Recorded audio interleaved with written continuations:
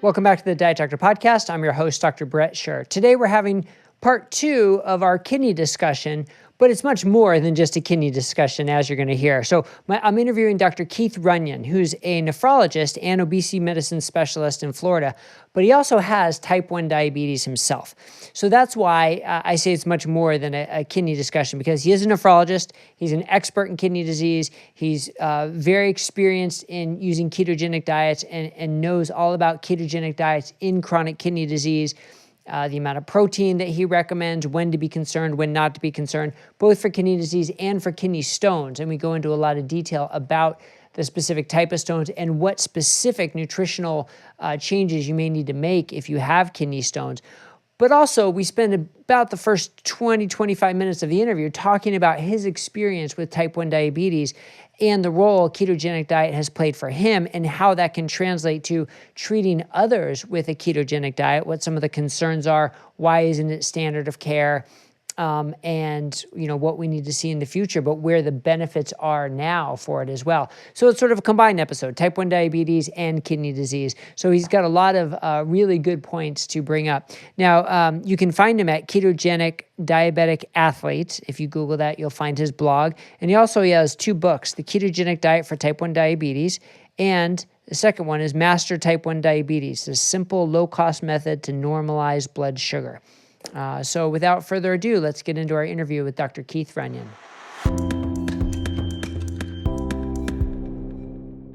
Well, Dr. Keith Runyan, thanks for joining me today on the Diet Doctor Podcast. Glad to be with you, Brett. Yeah, so it's when we think about type 1 diabetes, we normally think of kids, adolescents, teenagers, and not so much adults, but it definitely does happen in adults, and that's what happened to you, right? So here you are, a practicing nephrologist as an adult, and you get diagnosed with type 1 diabetes. Tell us a little bit about that experience for you when you were first diagnosed. Yeah, well, that was in 1998, and actually, I had started losing weight sometime in 1996, and I had a little bit of belly fat, and so when I was seeing that go away, I said, well, that's pretty good, because I wasn't doing anything to make it happen. Yeah.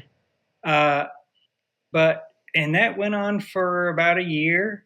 And then the second year, 1997, I started having some symptoms. It started with occasional diarrhea, and then just very gradually, over time, it became more frequent. And then about 3 or 4 months before I finally broke down and went to see a doctor, I started having the typical symptoms of type 1 diabetes, which is increased thirst, increased urination, hunger that was difficult to satisfy, and continued weight loss. So, but to be honest with you, I was in quite a bit of denial, which, I've seen in patients myself, that I really had something serious going on. And so that's kind of why I delayed my diagnosis. And then my initial blood sugar was 389 milligrams per deciliter. And it turned out that diarrhea all that time was a long-term complication of diabetes called autonomic neuropathy. So I had, and it's called diabetic diarrhea. And, but anyway, so I immediately started on insulin, and it's really been a challenge ever since. I just have to start off by saying that managing type 1 diabetes is not an easy task for anybody, including a doctor with plenty of knowledge. Yeah, I think that's one of the biggest take-homes from your sort of initial experience, I think, from what I've heard you give talks before, is, think about all the people diagnosed with type 1 diabetes, many of them teenagers, adolescents. Not only do they have zero medical knowledge, like they don't really have executive thinking processes completely developed yet, but here you are, an adult with an an extraordinary amount of medical knowledge, and it was difficult for you. Imagine what it's like for the average person. And then on top of that, I'm sure you were given the dietary advice of kind of eat whatever you want, just calculate your carbs and cover it with the insulin. Is that about what you were told? Yeah, in fact, the topic of diet never came up Yeah. in any of my visits with the endocrinologist. It was just about, well, how can we change the insulin, or can we change how we give it, when we give it, the dose, that sort of thing. But the topic of diet never came up.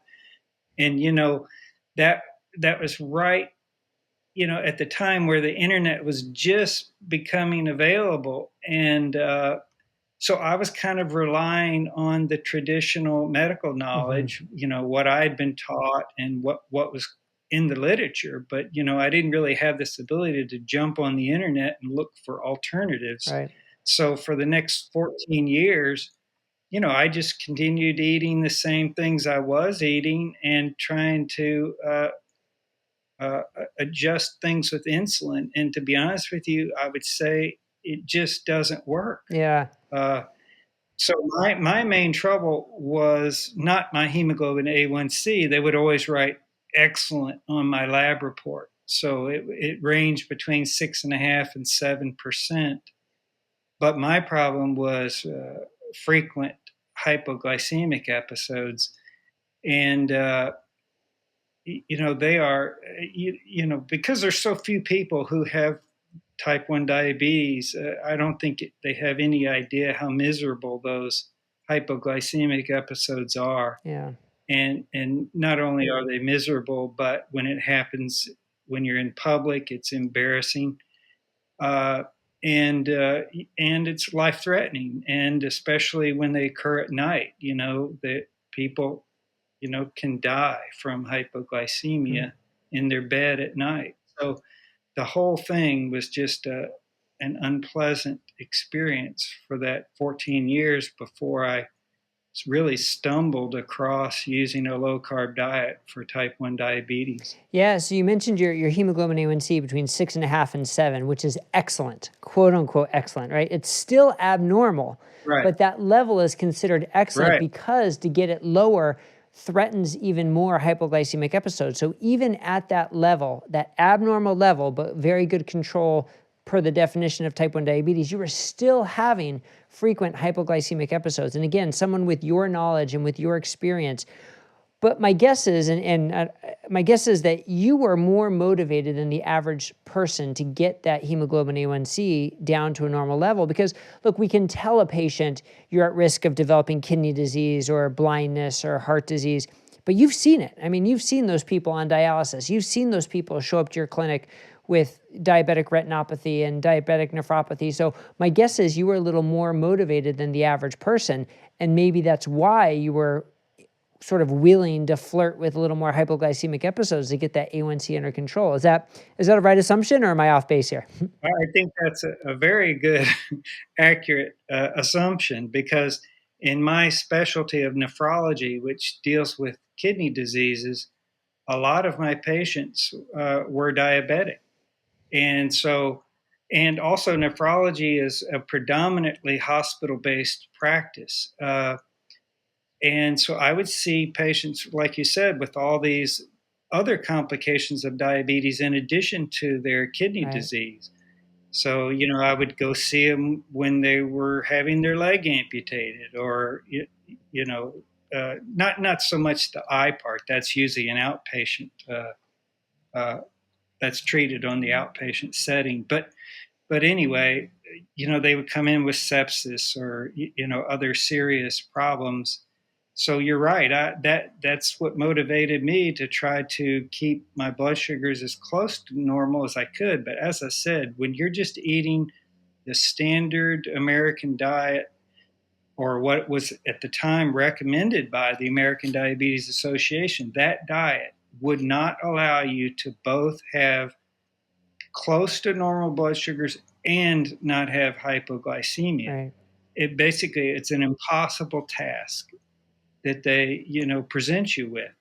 So I really had no expectations that with a hemoglobin A1C of 6.5 to 7, that I would not develop some complication at some point in my life. So I was basically, you feel like you're between a rock and a hard place. Yeah, I think that's well said to paint the picture of the position you were in. So how did you come across a low carb ketogenic diet then? Well, I had just found out about podcasts. I was training for triathlons. I was on a bike trainer listening to a podcast. It was a triathlon podcast, but they just happened to have uh, Lauren Cordain interviewed, Oh, wow. and he brought up this whole concept of diet can affect all these chronic diseases that you and I have been taken care of in the hospitals for all these years. And I'm going, really? Wonder why this wasn't mentioned in medical school. So, that just put me on a road to learn more about it because, type 1 diabetes is one of these chronic diseases that is associated with diet. The incidence of type 1 diabetes has been going up just like that of type 2 diabetes, obesity, heart disease, cancer. Type 1 diabetes is right in there. So I eventually came across a podcast with Richard Bernstein, and I said, aha, this very low carb diet might be the answer I'm looking for. So I got his book, read it, and started on it within a month or so. I just wanted to make sure I had all the information about it. I found out about Steve Phinney and Jeff Volek, and I read their books and quite a few others.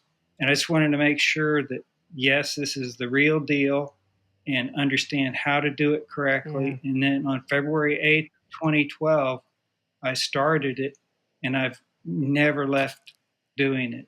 And it's been working very well.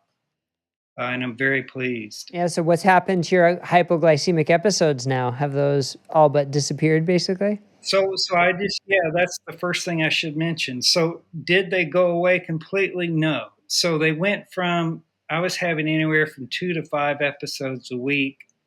After I went on the ketogenic diet, they dropped to about 1 or 2 a week. But I really wasn't satisfied with that either, to be honest with you, because I was so sick of having them. My average blood sugar did come down along with the reduction in hypoglycemia. But to be honest with you, all that time, for the first 7 years of being on the ketogenic diet, I kept looking for additional, well, I don't like the word hack, but I can't think of another word, additional things I could do to make it even better. And then in 2019, I said, okay, I'm going to try to make everything as constant as possible that I can think of and see what happens. So that's what I did in 2019. I made my meals constant. I changed my exercise so that the insulin sensitivity changes that result from exercise were pretty constant from day to day. And then I set a constant sleep schedule, although I don't think that was a huge part of my problem. But anyway, I did all those, and then about 6 months after starting that, I basically stopped having hypoglycemia, and my average blood sugars were about 100 milligrams per deciliter, and the standard deviation dropped to 18 or less. Yeah, so now we're talking normal. That's real normal, not type 1 diabetes normal. That's normal. Yeah. That's right.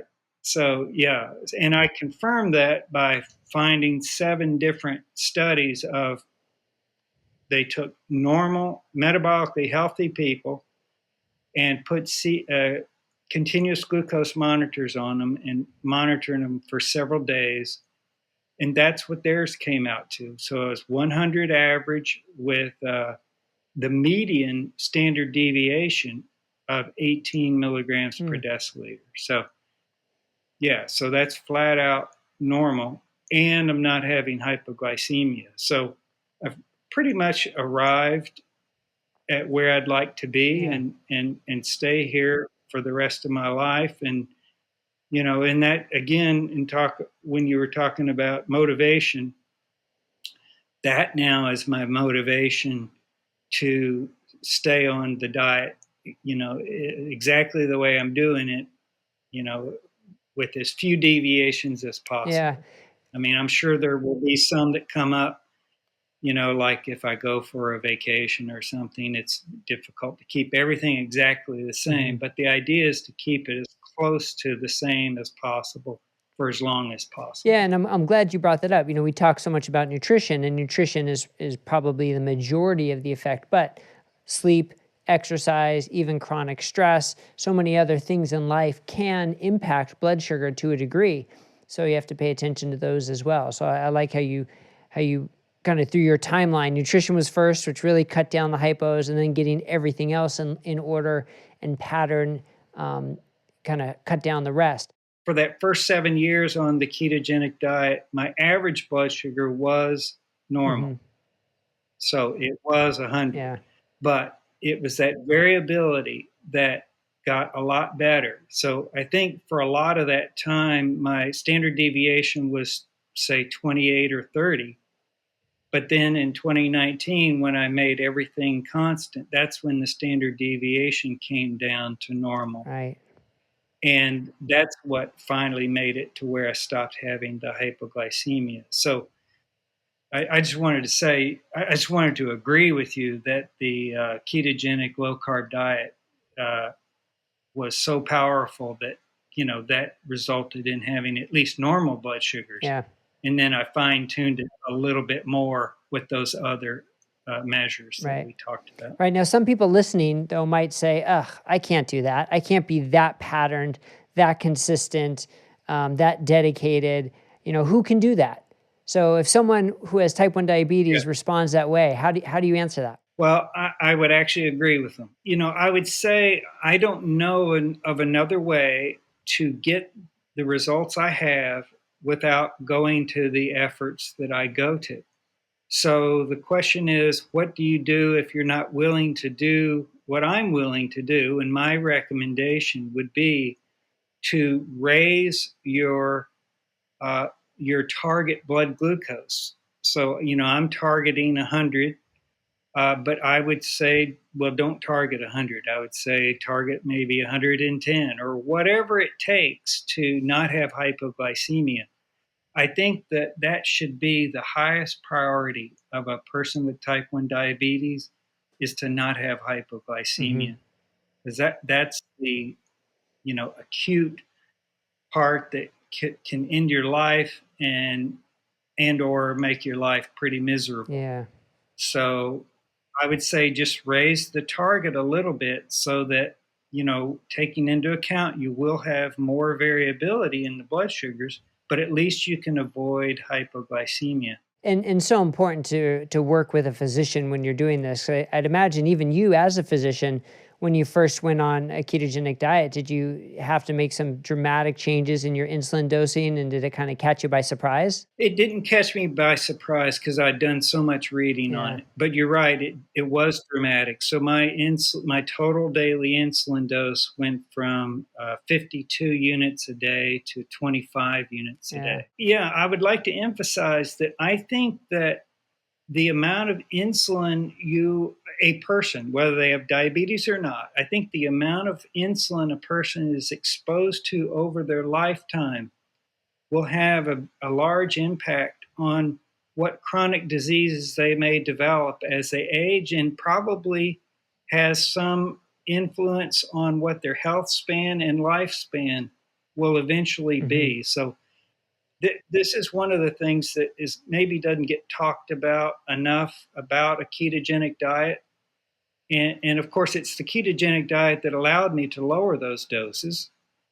Uh, and so I think that's one of the powers of a ketogenic diet, is that you have lower insulin levels. Yeah. So non-diabetics will just secrete less insulin, and then diabetic people with diabetes who require insulin will need to take less insulin. But I think that's a powerful uh, result of following a low carb ketogenic diet. Yeah, and that's a really important topic because we sort of see, type 2 diabetes is more of the insulin resistance pathophysiology. Type 1 diabetes is more just the pancreatic failure. But over time, with higher doses of insulin being given over a number of years, that person with type 1 diabetes can start to manifest insulin resistance physiology just from all that excess insulin. So being able to minimize the amount of insulin they're getting can help prevent that as well. So I think that's an interesting corollary between type 1 and type 2 diabetes that we have to be aware of that isn't talked about very much. So I should probably emphasize what you just said because it's a significant number of persons with type 1 diabetes have the physiology of type 2 diabetes, and they give it a name. It's called double diabetes. So it's really up to half, depending on the studies you look at, and also about half of people with type 1 diabetes are either overweight or obese. And so this correlates with this double diabetes problem. 1/4 of everyone with type 1 diabetes has fatty liver disease, non-alcoholic fatty liver disease as well. So this is all part of that physiology. And I think it originates not because people with type 1 need to take exogenous insulin, but it's the diet that they have been told to follow that is resulting in the same problems that people with type 2 diabetes get, or people with cardiovascular disease get, or cancer. It seems to be going back to the same thing. It's this Western diet that is leading to this insulin resistance picture.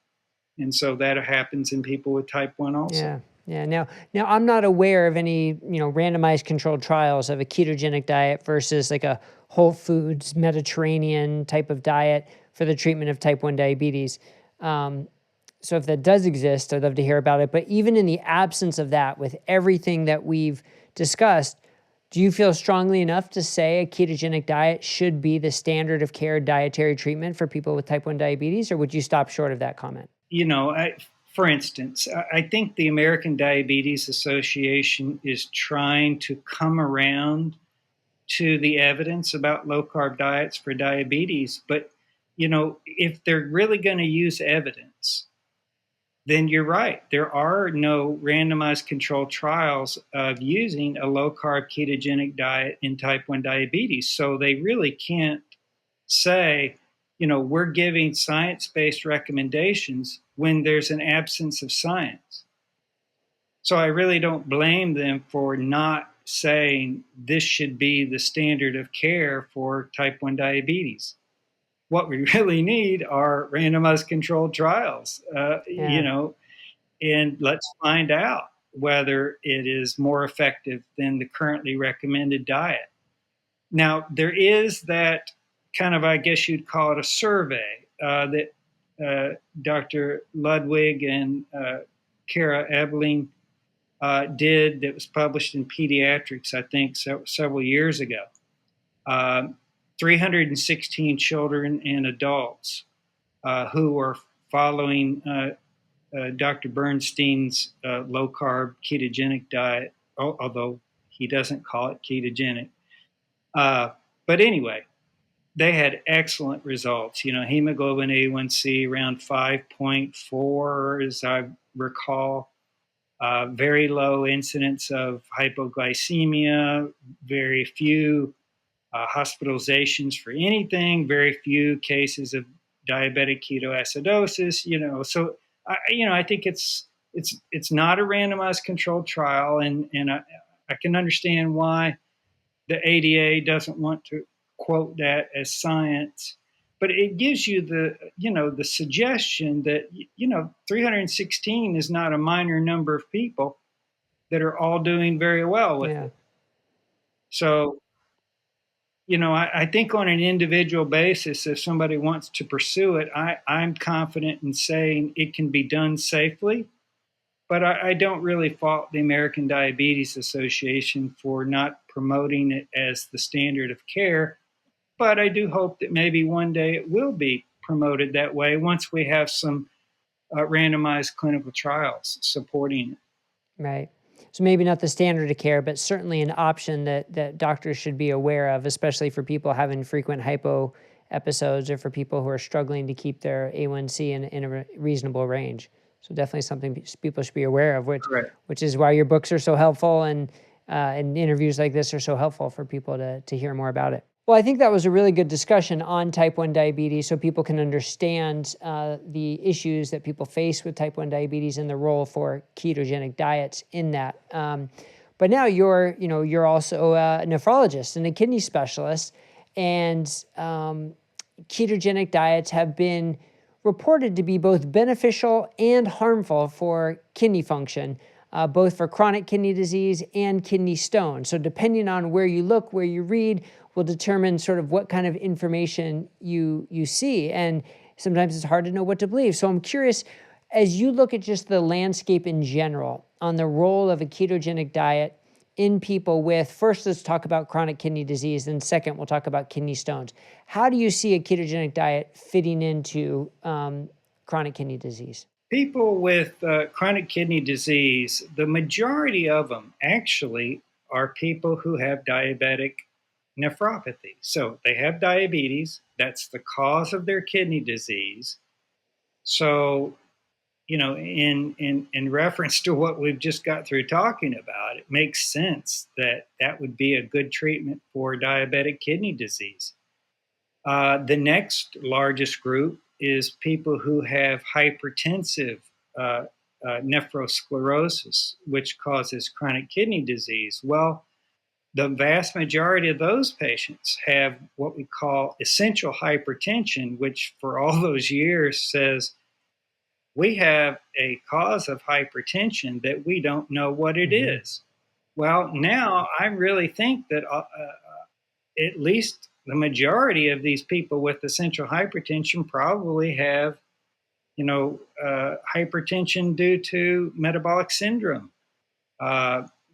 Again, related to the standard American diet situation. So that group would also be benefited by a low carb diet. And then, so there's sort of two groups I would throw patients into with chronic kidney disease. There's the early stage with mildly reduced kidney function, say stage 1 through 3A, which would cover anywhere from normal estimated GFR down to about 45 milliliters per minute estimated GFR. Those people, I would not really hesitate to recommend a low carb or ketogenic diet for their chronic kidney disease. The group with more advanced chronic kidney disease, is a more controversial, I guess, area. And that would be stage 3B down to stage 5, which is the lowest kidney function. That stage 5 means you're either very close to needing dialysis or you're on dialysis. That group, there is some data that suggests that maybe limiting your dietary protein intake to around 0.8 grams per kilogram per day might help preserve kidney function. But we also know that patients who have that level or that low level of kidney function also develop anorexia as one of the symptoms of chronic kidney disease. It's part of the uremic syndrome. And so oftentimes they will end up taking in less protein than 0.8, but their kidney function deteriorates anyway. And then they end up being sarcopenic and have a shorter lifespan just from being malnourished. So, I don't really think that severe protein restriction is a good idea either. Yeah. So, I would sort of say zero point 0.8 is justifiable. 0.8 grams of protein per kilogram per day is justifiable, but I wouldn't really suggest going lower, even in the setting of advanced chronic kidney disease. And the rationale for it is not only preservation of kidney function, but it's also to try to limit the symptoms of uremia, which are made worse by consuming a lot of protein in the setting of advanced kidney failure. But zero point 0.8 is low enough to where you shouldn't get uremic symptoms from taking in that protein. Yeah, and what's the mechanism for, you talked about the uremia, but what about the direct impact on kidney function? How does more protein hurt kidney function when it is already impaired? Well, the original suggestion was that it causes hyperfiltration. In other words, it causes the nephrons, which are kind of the filtering units of the kidney, to work harder to in the setting of increased protein intake. And when you have chronic kidney disease, the number of nephrons are declining with time. So you're kind of born with about 2 million nephrons, and then by the time you get to stage 3, chronic kidney disease, you have about half as many as you did before, and then when you get to stage 4, you're about have a quarter of what you had. And so as the kidney function declines, you're putting more and more stress on the few remaining nephrons that you have. And it's also felt that once you get to a certain point of chronic kidney disease, it's kind of a downward course no matter what you do. Yeah. I'm not sure I 100% believe that, but that's been my clinical experience. It would really be nice to have some randomized controlled trials of a low-carb ketogenic diet in patients with advanced chronic kidney disease. Yeah. I mean, I have a couple of anecdotes from when I was practicing that, when I put them on the diet, their creatinine stabilized, and then when they went off the diet, they were on dialysis in less than a month. Yeah. So, yeah. It sort of makes me think that it might at least be able to prevent people from getting worse. Now, whether it could restore kidney function, I really can't say. Right. Yeah, and a ketogenic diet is perfectly compatible with 0.8 grams per kilogram of protein. But the question is that still the best approach, even with people with moderately reduced kidney functions? Certainly with normal or mild kidney function, we would recommend a higher amount of protein.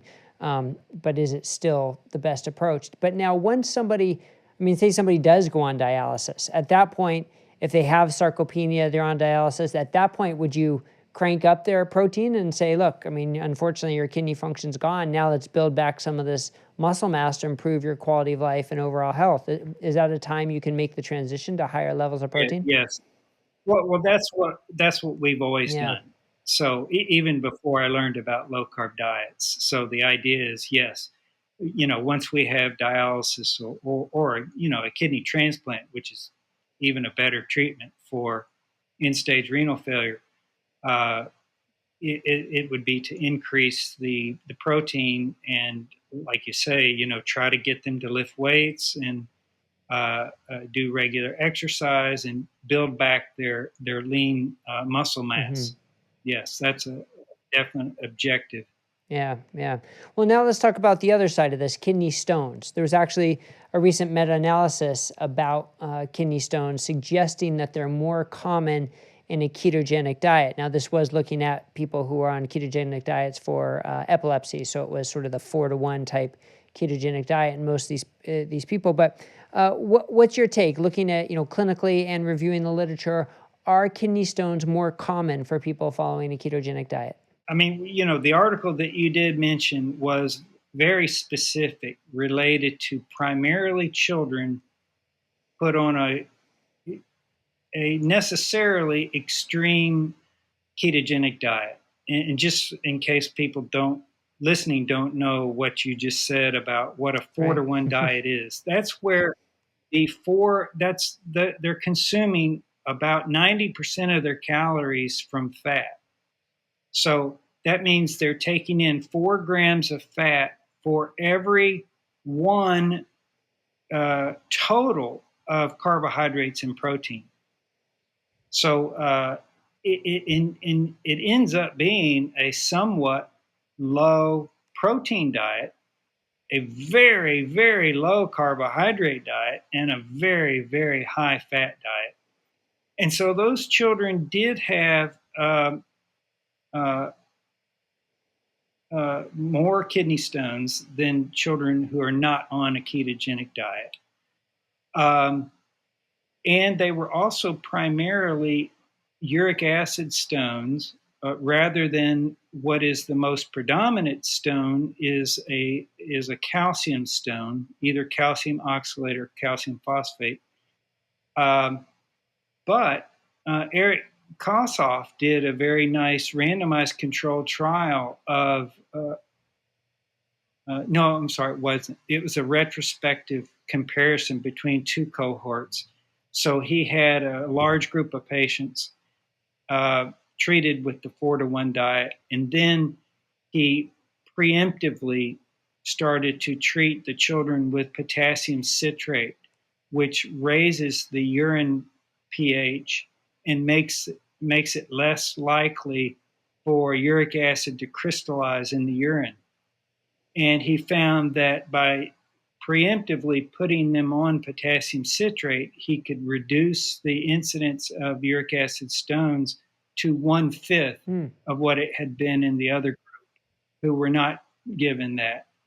So basically, they've incorporated potassium citrate as part of their protocol when they initiate a 4-to-1 ketogenic diet to prevent those stones. So it was only about 2% of the children receiving potassium citrate that ever got a uric acid stone. Yeah. So, but then if you just talk about the general public who might be using a ketogenic diet for, weight loss or treatment of diabetes or whatnot, I think that there's really no evidence that kind of diet, which, to be honest with you, I'm on a 1-to-1 diet. So, the number of grams of carbohydrate plus protein equals the number of grams of fat I eat. And that's what most people on a ketogenic diet would be on. So I've never, there have been so many studies of this type of diet, going out 6 months, 12 months, 2 years. And none of the authors in the papers mention, oh, by the way, we had people having kidney stones. Yeah. So, I just don't think that that's an issue that we need to worry about when we are contemplating going on a low-carb ketogenic diet. Yeah, that's a good perspective. But now, say someone does have a history of stones, uric acid stones or calcium oxalate stones. They have that history and they're going on a ketogenic diet. What kind of advice could you give them to potentially reduce their risk? I mean, whether they go on a ketogenic diet or not, if they have a history of stones, there are things they should be doing to reduce their risks. And I assume those hold for if they are starting a ketogenic diet. But what are some of those take-homes for people to know what they can do to reduce their risk of a recurrent uric acid stone or calcium oxalate stone? To be honest with you, I think the recommendations would not change if they were going to be on a low-carb ketogenic diet. So for people who aren't familiar with what you're referring to, in a person who has recurrent stones, that's a whole different group than people who have maybe had one stone and they're at low risk of having another. So just from the history, the family history and other factors that doctors talk to patients who've had a stone, as part of our evaluation, we kind of make a determination on what is your risk of having another stone, because about half of the people who have a kidney stone never have another. Yeah. And it may have been due to some, precipitating event, like they got very dehydrated or something, and at the same time maybe they were eating a lot of something that's high in purines and they got a uric acid stone or something like that. So it's when you now talk about, you said recurrent stones. Now that's a whole different ball of wax. So those people need a full evaluation for why they're having the stone they're having. So, part of the evaluation is actually collecting the stone, having the stone analyzed. Is it a calcium oxalate stone? Is it a calcium phosphate stone? Is it a uric acid stone? Is it a struvite stone? Is it a cysteine stone? And then a 24-hour urine is collected, and numerous factors are measured in there. So you're measuring calcium, phosphate, magnesium, citrate, oxalate, cysteine, a whole battery of tests are done on that 24-hour urine. And the results from that tell you what dietary changes might be helpful, what treatments might be helpful, and what dietary, maybe I said that already, dietary changes could be made. Yeah. And then one of the primary ones is just plain drinking more water. So in people with recurrent stones, it's recommended that they drink 2.5 to 3 liters of water a day, which is a lot. It's about 10 to 12 cups of water a day. But that's really important, because when you dilute the urine, then you're much less likely to form a stone. Mm-hmm. But there's also 3 different medications that can be given. One I already mentioned is the potassium citrate. But for people with uric acid stones, allopurinol is an oral medication that can reduce the serum uric acid level and make stones less likely to form. And then for people with calcium stones, they can take a diuretic called thiazide diuretic, which reduces the amount of calcium that appears in the urine. So, the combination of dietary changes, increased water intake, and whichever of those 3 medicines are deemed important, if at all, should really reduce the likelihood of ever having another stone. Yeah. We talk about, with low carb diets, about compliance. Well, you would be amazed how difficult it is to get people to comply with drinking that much water a day, every day, for the rest of their life. So, compliance with something as simple as drinking water is not as obvious as you might think. Right.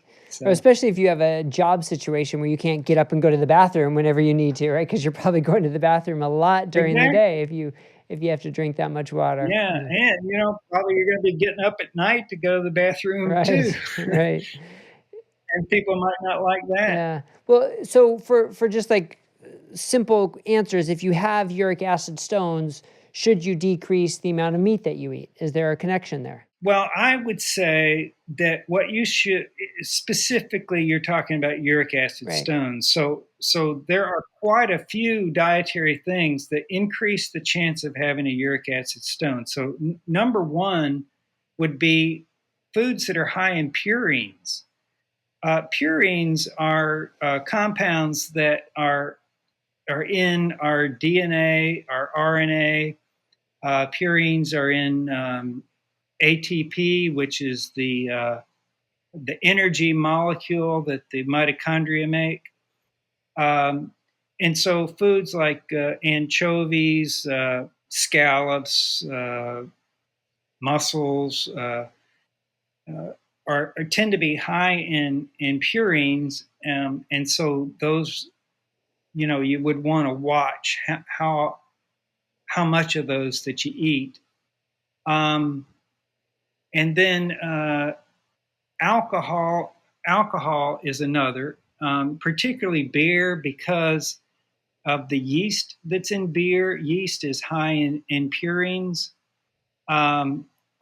Bacon, turkey, and organ meats, like liver, tend to be higher in purines. But there's also quite a few plants that are high in purines, like shiitake mushrooms, tomatoes, blue cheese, nori, which is seaweed, and natto, which is fermented soybeans. So those are high purine foods that you might want to watch about taking too many of. And then there's foods that are called umami foods, which are high in glutamate. Now, glutamate is an amino acid that can be broken down into either ammonia, like all the other proteins do, or it can be broken down to uric acid. So plants that have glutamate would be green tea, tomatoes, corn, green peas, again, nori, which is a seaweed, soy sauce, and then animal foods that are high in glutamate are also scallops and oysters and clams, and cheddar cheese. So that would be, and then I've been listening to Dr. Richard Johnson, who is a nephrologist in Colorado, and he emphasizes that there are other sources of uric acid production, and that would be fructose. So table sugar and all these processed foods that are supplemented with sugar and high fructose corn syrup, as well as these high glycemic carbohydrates. Carbohydrate or glucose in that setting of high glycemic carbohydrates can be converted to fructose via the polyol pathway.